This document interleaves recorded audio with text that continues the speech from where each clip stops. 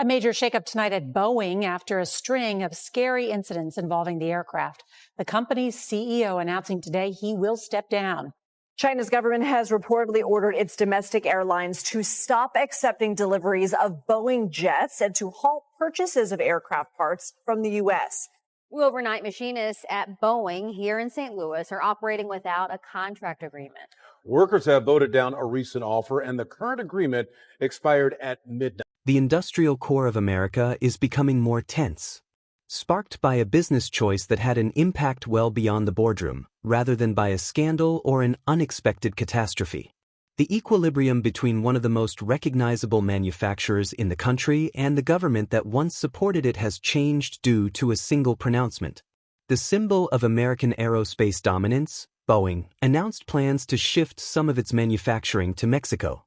What may have been a well-thought-out commercial decision swiftly became a national hotspot. The White House responded in a matter of days with a stern warning: a startling 200% tax on foreign-built aircraft. A business that shaped American industry is currently positioned in a difficult situation. How far will this showdown go, we wonder? And who is most at risk of losing? This story's initial scene wasn't planned for the public or produced for cameras. It started with a private phone conversation, the type of conversation that typically fades into the past without a trace. The U.S. president was standing on one side of the line. Conversely, a company's CEO has long been seen as a national symbol of power and creativity. There was weight in their stillness. They exchanged measured phrases. However, those few moments initiated a conflict that would have far-reaching effects beyond the players themselves. A new battlefield where politics and business clashed and decisions that had hitherto only been made in boardrooms abruptly spilled into the heart of world events arose from that stressful call. The aftermath of that conversation exacerbated the tension rather than lessened it. Kelly Ortberg, the CEO of Boeing, refused to back down. He took a bold stand, and instead of backing down in silence, he made public a choice that would soon tremble markets, spark political indignation, and cause instability in global supply chains. Boeing had been looking for methods to reduce expenses and regain its competitiveness after years of financial hardship and a reputational crisis. It seemed like a sensible move to shift a portion of its production line to Mexico in order to keep up with global manufacturing trends. However, the decision's timing clashed with a political environment where trade policy was shaped by nationalism. In an instant, what could have been a sensible economic decision became the focal point of a political controversy. The White House moved quickly to respond. The administration quickly announced that any aircraft built outside of the United States would be subject to a 200% penalty if they were sold to domestic carriers. The danger was obvious, and the language was direct. Now, Boeing was at risk of losing a sizable chunk of its home market, which had long served as its cornerstone. Ortberg opted to double down rather than retreat. In a statement, he said that the company's strategy would be determined by its supply chain's resilience, global competitiveness, and long-term shareholder value rather than by changing political sentiments. Once viewed as a tool for exerting pressure, the tariff threat has evolved into a test of whether businesses could continue to function autonomously in a world where politics is rapidly asserting its dominance over economics. Negotiations became tense behind the scenes. Policymakers, economists, and lobbyists debated the possible consequences. While some viewed the levies as an essential protection of American jobs, others warned of catastrophic repercussions for the domestic aviation industry. Public discussion erupted. Boeing's action is framed by government supporters as a betrayal of national patriotism. But for Boeing, the choice was motivated by survival, by the need to fight on a worldwide scale in a market where competitors were growing unchecked. International repercussions quickly followed.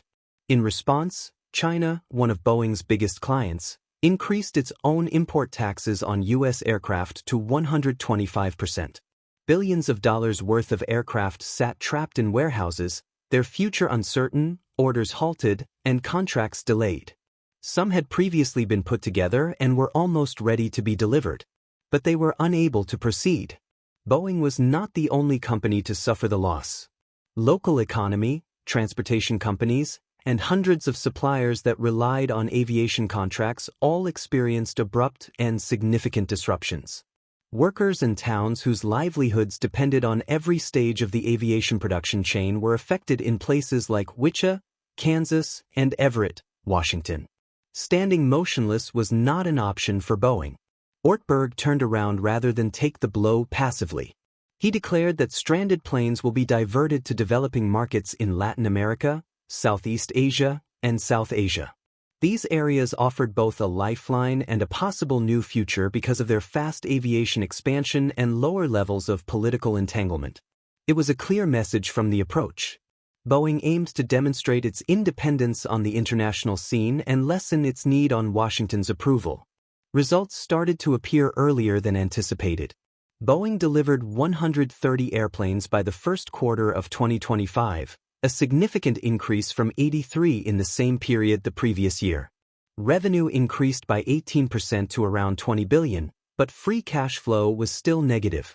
The speed of the turnaround caught analysts off guard, and Ortberg predicted that cash flow would turn positive again before the year ended. However, the data only provided a portion of the picture. Customers around the world, especially in Europe, were becoming uneasy. Boeing received a warning from Ryanair, one of its biggest customers. It would resort to Airbus or possibly China's COMAC if tariffs increased expenses. There was no mistaking the message. Airlines prioritized stability and affordability over political disputes. This dispute revealed a more significant problem that wasn't exclusive to Boeing. The issue for all multinational corporations is to maintain global flexibility without being accused of betraying their country. Ortberg presented Boeing's international growth as essential to the company's long-term survival rather than a betrayal of American ideals. All industries found resonance in such viewpoint. Businesses that rely significantly on international supply chains, such as Apple, Ford, and Tesla, kept a close eye on Boeing as it pushed the boundaries of corporate autonomy in the face of political criticism. Nevertheless, Boeing faced numerous challenges along the way. The business was still haunted by its history. Public perception was still plagued by the horrors of the 737 MAX crashes, and faith was further damaged in 2024 when a door panel dislodged in midair. These were crises that weakened the trust that travelers had in Boeing airplanes, not just small technical mistakes. At the same time, Boeing's space ambition stalled.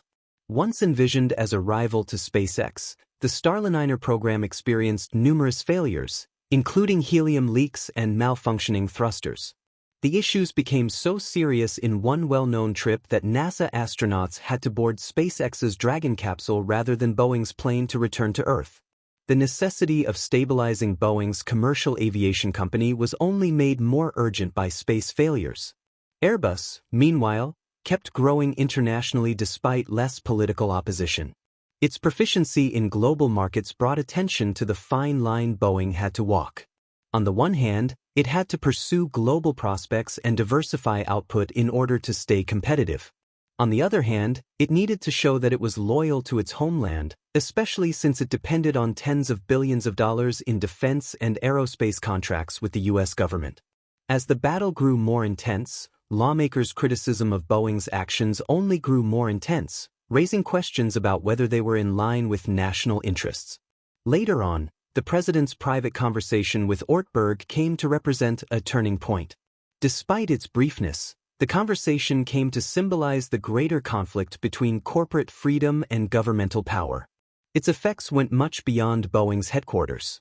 The whole aviation ecology was changed by tariff rulings. The pressure was felt by labor markets, logistics companies, and suppliers. Each tariff not only raised prices but also threw years of planning into disarray, making businesses reevaluate their long-term supply chain models and investment plans. It became evident how fragile international aviation is. An airliner is made up of thousands of complex parts that are sourced from several continents rather than being produced in a single plant. Years of planning and investment could be undone by a single political decision. The main query persisted. Was Ortberg making a mistake by defying political pressure, endangering Boeing's future? Or was it a daring declaration of independence in a time when businesses run the risk of being subservient to political agendas? In any case, the struggle brought to light a profound reality. Companies are being compelled more and more to decide between staying free to compete internationally and supporting national politics. Once hypothetical, that decision was now inevitable and instantaneous. Resilience in the contemporary economy is determined by both financial strength and the capacity to weather political upheavals without changing course, as the Boeing scandal demonstrated. Today, multinational corporations must contend with a world where reshoring is politically appealing. Global resources, technology, and labor are still essential, nevertheless. The White House reacted swiftly and harshly when it was initially announced that Boeing planned to move some of its manufacturing to Mexico. It was a clear warning from the president. Every aircraft built overseas would face a crippling 200% tariff when it entered the local market if the idea went approved. Later, in that confrontational atmosphere, Ortberg addressed the president directly, stressing the symbolic significance of initiatives like Air Force One and reaffirming Boeing's dedication to national interests. He promised that Boeing will uphold its cost-effectiveness and quality standards, satisfying the stringent requirements of the government while simultaneously defending the business's ability to adjust to the needs of a global economy. This was no longer a flimsy warning. It put Boeing in real danger in its own domestic market, which it had previously controlled. The phone call specifics were never revealed, but it was impossible to overlook the bigger picture. Boeing sought to take advantage of international markets while maintaining its crucial alliance with Washington. In the history of American corporate leadership, it was nearly unprecedented for a chief executive to take on a sitting president in such a direct manner. Chief executive officers typically like to operate in secret, making terse remarks and working in silence. The route used this time was much bolder. Knowing the risks and that every mistake would be accentuated by the limelight, the corporation decided to put itself in the public glare. How Boeing does in the upcoming months and years, as well as how governments, investors, and foreign customers react to its decisions, will determine whether that decision is viewed as a daring act of independence or as a mistake in judgment.